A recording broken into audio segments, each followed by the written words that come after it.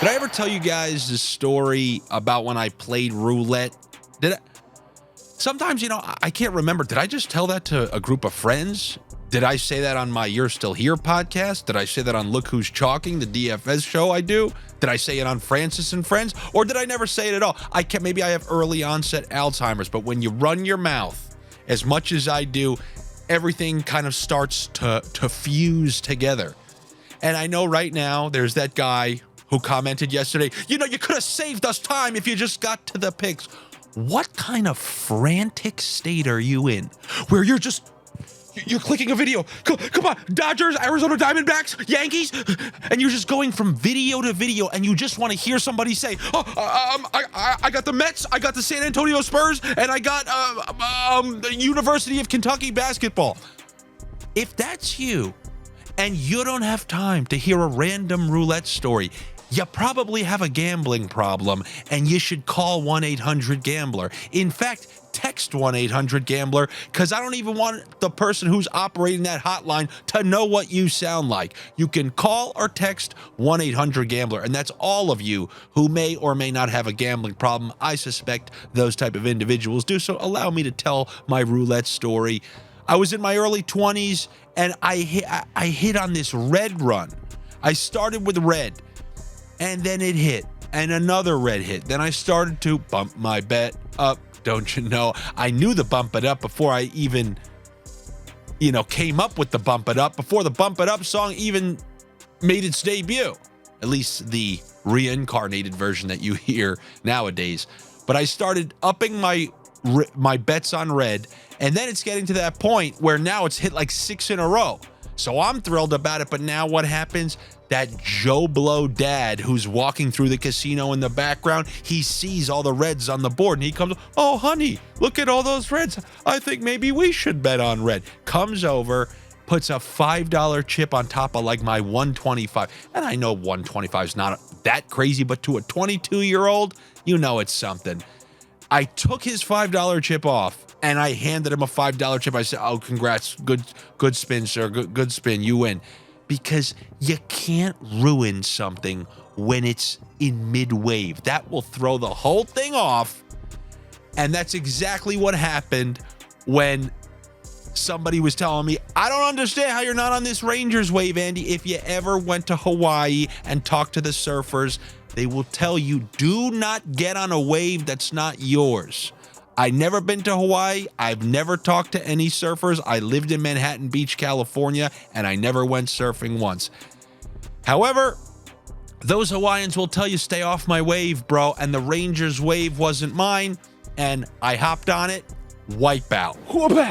Drop down, snap. But in all honesty, I probably should have known better. They had back-to-back wins over the weekend, and they had the emotional high of thumping the Bruins. Of course, you're going to be set up for a letdown when you play that random game against the Buffalo Sabres.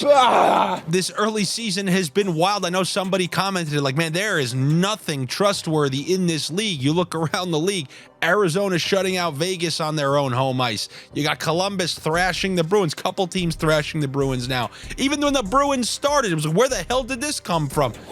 Been a wild start to the NHL season. So pitted like that. But I see many opportunities on this huge slate on a Tuesday of teams who played yesterday. We're going to get the backup goalie treatment, and they're going into the buildings of teams who need some points and teams who desperately want to beat those teams who played last night for some other reasons. Who am I talking about? The Florida Panthers.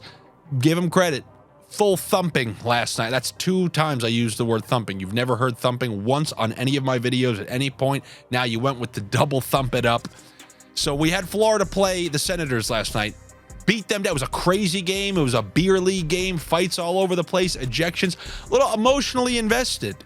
So now they're going into Toronto the next night. Not going to be starting Bobrovsky. 2-2 nights against a Toronto team who just lost 2 on the road.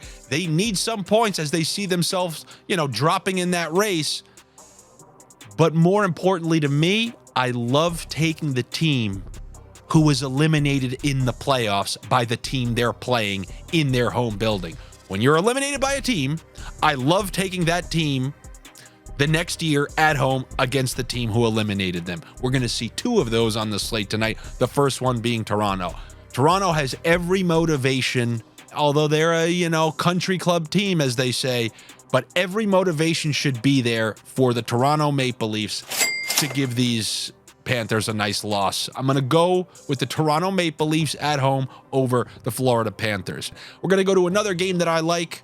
I told you a couple weeks ago, or I told you last week, I've told you a bunch of times, the good thing about teams like Washington, teams like Anaheim winning early, we're just hoping to get better prices on them along the way. And that's going to be the case with the Philadelphia Flyers. Great effort under Tortorella. You're always going to get these great defensive efforts, but I am a huge believer in the long-term prospects of the Carolina Hurricanes. Weirdly enough, couple weeks back, I said this is the point where they're going to turn their season around. They have. Absolutely. They've just happened to lose 2 games, and they both happened to be on this channel when you guys were listening. But after the disaster against Tampa Bay, which kind of came out of nowhere, they started with a lead in that game after 1. They came back, went up 3-0 on Columbus, took 0 penalties in that game, ended up holding off Columbus, who I guess apparently isn't a pushover anymore. They ended up beating them. I think they're going directly into Philadelphia, and they're handling the Flyers. I know the Flyers have had their 2 stretches this year where they've been really good. However, last couple of games, we picked the Islanders against them last week. They lost to the Islanders, lost the next game to the Rangers, then went back to play the Islanders, and it was 0-0 and went into a shootout. I'm not that high on these Philadelphia Flyers, and if this was the second game of the year, Carolina's over -200 favorites. These 2 teams aren't all that different than from what people thought about them opening night, and I will give you a Men's Warehouse guarantee on that. I'm taking the Carolina Hurricanes. They should absolutely handle the Flyers, especially after the Flyers went in there and beat them. They are going to repay that favor. You can count on that, Jack. We got 2 teams in need of points, the Islanders and the Devils. The Devils, who have been a defensive disaster all year, even when guys like Hischier and Hughes were in the lineup, out of the lineup.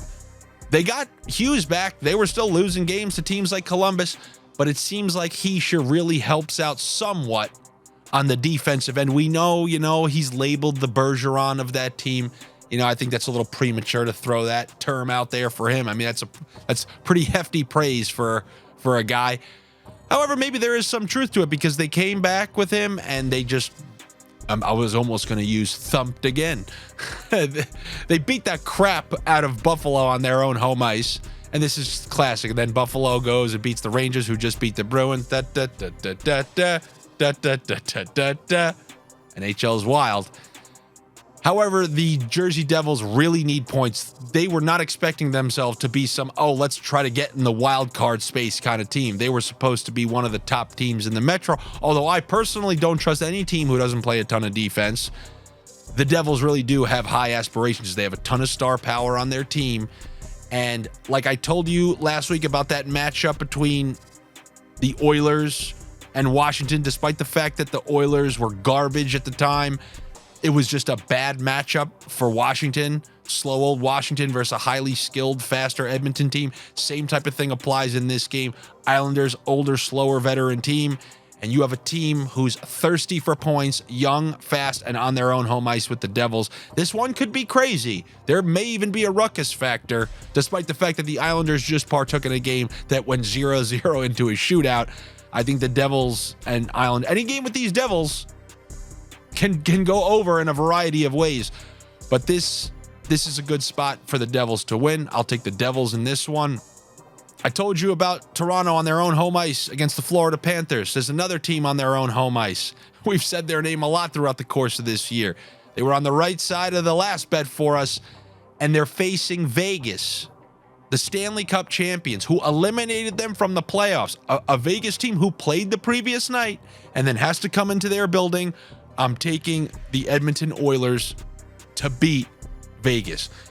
And you're probably looking at that line saying, well, but my God, how can Vegas be underdogs? Like I told you last week, when the Islanders had lost 7 of 8 games, and then they were coming home to play the Flyers, who won 5 in a row, they listed the Islanders at -165 favorites. When I see that, that's Vegas throwing you the wink saying, there's a reason we did that. And if Vegas is winking at me, and I'm not talking about the Golden Knights, I'm talking about Terry Benedict and the Bellagio. If he's winking at me, I'm taking the Edmonton Oilers. Give me the Oilers at home to beat the Vegas Golden Knights, who eliminated them from the playoffs last year.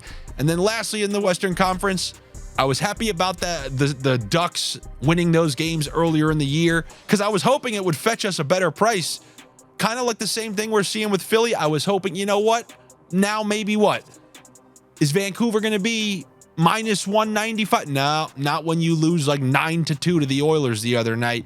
So we have massive favorites with the Vancouver Canucks here. But the Canucks, who have started to drop a few games, they really need to turn this around.